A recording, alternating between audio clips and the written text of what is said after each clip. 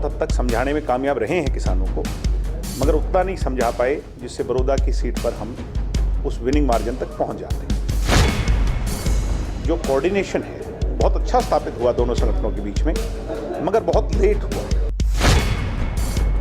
मगर JJP BJP की understanding बहुत मजबूत है। मैं नहीं मानता कि ये मीडिया के इस चाल में ये दोनों पार्टी किसी भी तरह से फंसेंगी।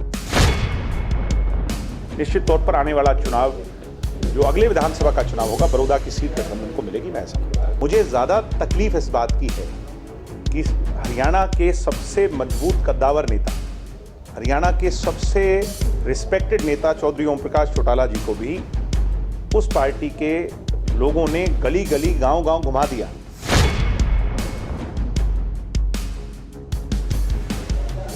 कारण ये है कि पीछे जो किसानों को कांग्रेस पार्टी के लोगों ने और स्वयंभू किसान संगठनों ने बरगलाने का काम किया, एक तो उसका बड़ा प्रभाव अभी तक था, जो हम बहुत हद तक समझाने में कामयाब रहे हैं किसानों को, मगर उतना नहीं समझा पाए जिससे बड़ौदा की सीट पर हम उस विनिंग मार्जिन तक पहुंच जाते हैं।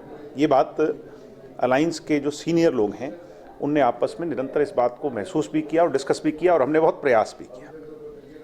दूसरा मामला जो है, मैं ये मान करके चलता हूं कि जो कोऑर्डिनेशन है बहुत अच्छा स्थापित हुआ दोनों संगठनों के बीच में, मगर बहुत लेट हुआ। बहुत अच्छा हुआ मगर बहुत लेट हुआ। यही कोऑर्डिनेशन अगर 2 महीने पहले से दोनों पार्टियों के नेता निकलते, हम अपना प्रयास कर रहे थे, बीजेपी के लोग अपना प्रयास कर रहे थे, अगर ये प्रयास 2 महीने 2.5 महीने पहले एक साथ हो जाता तो फिर मैं नहीं मानता कि कोई भी किसी तरह की दिक्कत तकलीफ होती। लास्ट मिनट में we were running against the time, समय कम था और काम बड़ा था, मगर फिर भी बहुत अच्छी तरह, इतनी कठिनाई के बावजूद भी बहुत अच्छी और बहुत मजबूती से दोनों पार्टी के संगठन के प्रत्येक कार्यकर्ता ने चुनाव लड़ा भी, मेहनत भी करी। और मैं ये मानता हूं कि कांग्रेस की सीट थी, कांग्रेस को मिल गई। 37,000 वोट से आज दोनों संगठन के लोग 50,000 तक इसको लेकर के गए हैं। निश्चित तौर पर आने वाला चुनाव, जो अगले विधानसभा का चुनाव होगा, बड़ौदा की सीट गठबंधन को मिलेगी, मैं ऐसा मानता हूं। तो हम तो सारे मानते हैं, अगर हार हुई है तो हम सब उसकी जिम्मेवारी लेते हैं। अगर हार हुई है तो प्रत्येक कार्यकर्ता इस संगठन में, ये वो संगठन नहीं है कांग्रेस की तरह जिसमें जीत होती है तो राहुल और सोनिया को जाती है, हार होती है तो नीचे वालों को जाती है। हम तो स्वयं सब मानते हैं, चाहे वो हमारी पार्टी के सबसे बड़े लीडर हों और चाहे अंतिम पंक्ति में बैठा कार्यकर्ता हो, ये हम सब की जिम्मेवारी है। और सबसे ज्यादा जिम्मेवारी उसकी है जो फ्रंट में है। ऐसा नहीं है, सीएम साहब ने ये कहा, आप मीडिया के लोग, अब देखो ये तो आप लोगों की चालाकी है। उनने क्या कहा, उनने ये कहा कि जनरली वोट ट्रांसफर पूरा नहीं हो पाता, और वो ये मानते हैं कि 80%, 70-80% तक ही हो पाया। ये उनने एक पॉलिटिकल एनालिसिस किया। उनने कहीं ये नहीं कहा कि जजपा का वोट नहीं गया, मगर उतने ही लाइन को काट करके टेलीविजन पर चला करके आपने कंट्रोवर्सी क्रिएट करनी चाहिए है। मगर जेजेपी बीजेपी की अंडरस्टैंडिंग बहुत मजबूत है। मैं नहीं मानता कि ये मीडिया के इस चाल में ये दोनों पार्टी किसी भी तरह से फंसेंगी। निश्चित तौर पर उनका कहने का मतलब कुछ और था और आपका उसको चलाने का जो नजरिया था वो अलग था। वो तो ये कह रहे थे ना अगले दिन ही गिर जाएगी। हुड्डा साहब अब अपनी ऑथेंटिसिटी खो रहे हैं।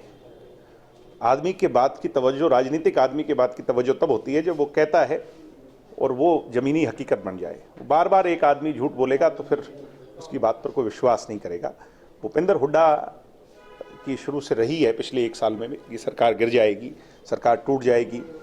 वो जनता के अंदर एक इस तरह का भ्रम पैदा करना चाहते हैं, मगर अब वो बार बार झूठ बोलेंगे तो लोग उनकी बात पर विश्वास नहीं करेंगे। मैंने आपसे कहा था कि अगर वो 7,000 वोट लेने में कामयाब रहते हैं तो मैं ये उनकी बहुत बड़ी जीत मानूंगा। यही कहा था पीछे, उनके 5,000 वोट भी नहीं आई, तो मैं क्या कहूं इसके बाद। तो क्या मानते हैं कि जो क्षेत्रीय पार्टी हैं उनका सिस्टम, मुझे ज़्यादा तकलीफ इस बात की है कि हरियाणा के सबसे मजबूत कद्दावर नेता, हरियाणा के सबसे रिस्पेक्टेड नेता चौधरी ओम प्रकाश चौटाला जी को भी उस पार्टी के लोगों ने गली गली गांव-गांव घुमा दिया, जिसकी आवश्यकता नहीं थी क्योंकि हालात नहीं थे। सब ये जानते हैं कि ये पार्टी कौन चला रहा है। आज चौधरी ओम प्रकाश चौटाला जी के हाथों से वो पार्टी कोसों मील दूर जा चुकी है। चौटाला साहब की क्रेडिबिलिटी को कमज़ोर करना, उसका जिम्मेवार भी आज कौन है, वो भी आप लोगों को एनालिसिस लोगों को करना चाहिए।